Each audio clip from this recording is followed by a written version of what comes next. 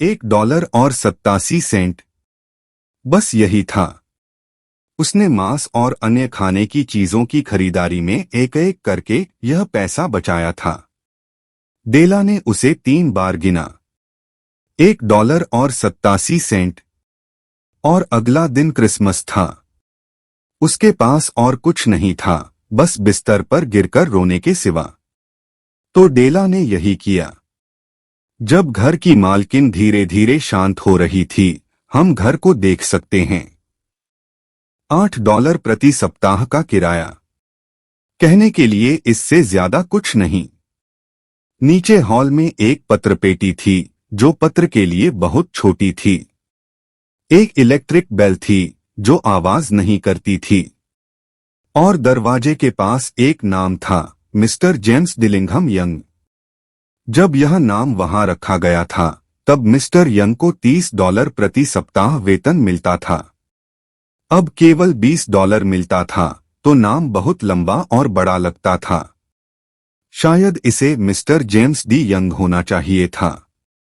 लेकिन जब वे कमरे में आते, तो उनका नाम बहुत छोटा हो जाता।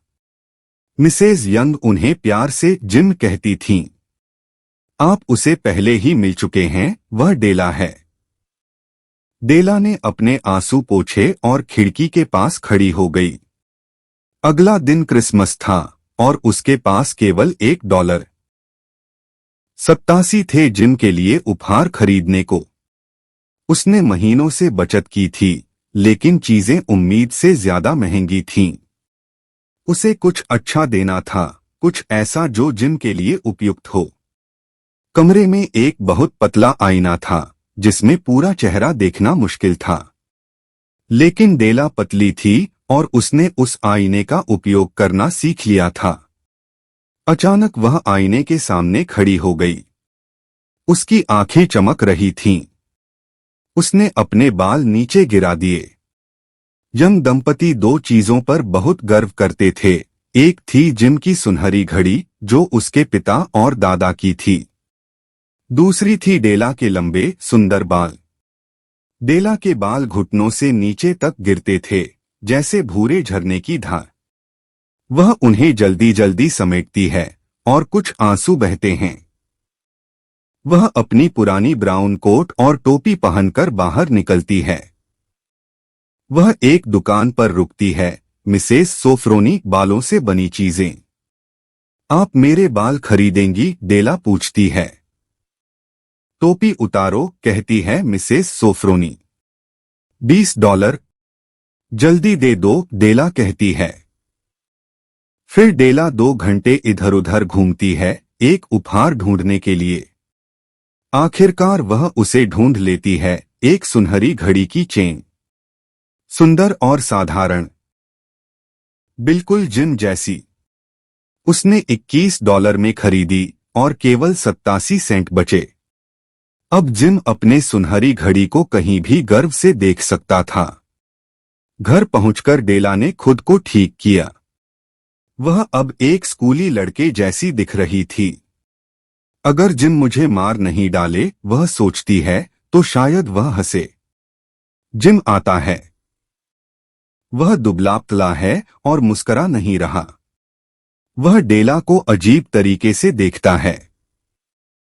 जिम प्लीज, वह कहती है, मैंने अपने बाल काटकर बेच दिए ताकि तुम्हारे लिए उपहार खरीद सकूं। क्या फर्क पड़ता है? मेरे बाल फिर बढ़ जाएंगे। क्रिसमस है जिम। चलो खुश रहें। देखो मैं तुम्हारे लिए क्या लाई हूं। जिम धीरे से पूछता है, तुमने अपने बाल काट दिए? हाँ, डेला कहती है। मैं वही हूं जिम, बिना बालों के भी। जिम एक पैकेट निकालता है। वह उसे डेला को देता है। डेला खोलती है, वह खुशी से चीखती है, फिर रोती है। वह कंघियां थीं, जिन्हें वह दुकान में देखती थी, बहुत सुंदर, कीमती। लेकिन अब उसके बाल नहीं हैं। मेरे बाल जल्दी बढ़ेंगे जिम, वह कहती है। फिर वह जिम को अपनी दी हुई चेन दिखाती है। जिम मुस्कुराता है और कहता है, देला, चलो अपने उपहार रख दें। वे अभी इस्तेमाल करने के लिए बहुत अच्छे हैं। मैंने कंघियां खरीदने के लिए अपनी घड़ी बेच दी। This is the end of the story. Magi बुद्धिमान पुरुष थे जिन्होंने मसीह के जन्म पर उपहार दिए। उन्होंने सच्ची समझदारी से उपहार दिए थे। यह कहानी दो ऐसे लोगों की है जो मूर्ख प्रतीत हो सकते हैं, पर उन्होंने एक दूसरे के लिए सबसे मूल्यवान चीजें त्याग दीं। इसलिए वे दोनों सबसे बुद्धिमान थे। वे ही सच्चे मेजाई थे।